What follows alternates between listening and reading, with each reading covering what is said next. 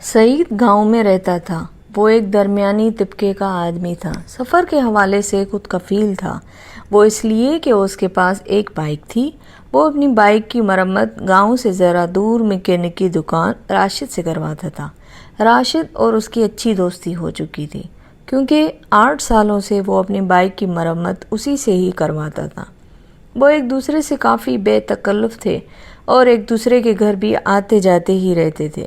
یہ 1 مہینہ قبل کی بات ہے کہ سعید کی بائیک خراب ہو گئی تھی اور وہ اس کو راشد کے پاس لے کر آیا اور اس سے کہا کہ آج تو میں بیوی بچوں کے ساتھ کسی رشتہ دار کے یہاں جا رہا ہوں، تم یہ چابی پکڑو اور بائیک مرمت کر کے گھر لے آؤ، ممکن ہے مجھے واپسی آتے دیر ہو جائے۔ یہ کہہ کر سعید گھر آیا اور تیار ہو کر بیوی بچوں کے ساتھ رشتہ دار کی طرف چل دیا۔ سارا دن اچھا گزرا، مگر جو ہی وہ گھر آیا تو مرکزی دروازے کو کھلا پا کر اس کے ہوش ہی اڑ گئے۔ وہ بھاگتا ہوا گھر کے اندر گیا تو دیکھا کمرے کے دروازے بھی کھلے ہوئے تھے۔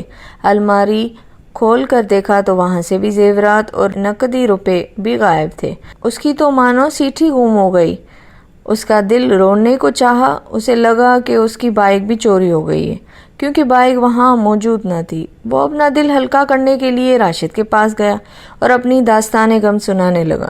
راشد نے اسے حوصلہ دیا اور چابی لوٹا کر کہا کہ میں تو تمہارے گھر آیا ہی نہیں، کافی مصروف تھا اور یہ بائیک لو۔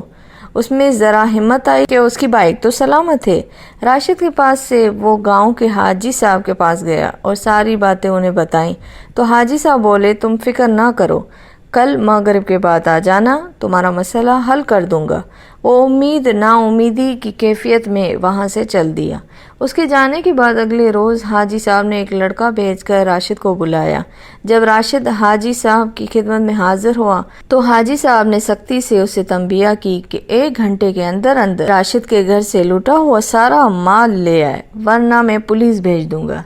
ٹھیک 1 گھنٹے بعد راشد حاضر ہوا اور وہ اپنے حاجی صاحب کو لوٹا ہوا سارا مال لوٹا رہا تھا کہ سعید نے بھی حاضری دے دی اور راشد کو دیکھ کر حیران ہوا کہ یہ یہاں اس وقت کیا کر رہا ہے۔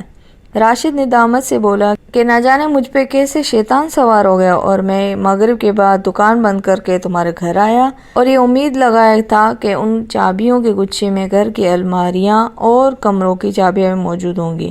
چنانچہ عین مغرب کے بعد میں آپ کی بائیک پہ آپ کے گھر پہنچا اور ایک کے بعد ایک تالا کھولتا گیا اور میرا شک صحیح نکلا۔ میں شیطان کے بہکاوے میں آ کر ہر قیمتی چیز سمیٹنے لگا اور میں بائیک اس لیے نہیں چھوڑ کر گیا کہ تمہیں شک نہ ہو کہ میں تمہارے گھر آیا۔ میں نے چوری کی، مجھے معاف کر دو میرے بھائی، مجھ سے بہت بڑی غلطی ہو گئی ہے، مجھے یہ سب نہیں کرنا چاہیے تھا۔ یہ سن کر سعید کی آنکھوں سے آنسو ٹپکنے لگے، کیونکہ اس کا یقین چکنا چور ہو کر رہ گیا تھا۔ دوستوں، حد سے زیادہ اعتماد بھی مضر ہے۔ دوسروں پر اتنا اعتماد بھی نہ کریں کہ کوئی آپ کے اعتماد کا غلط فائدہ اٹھائے۔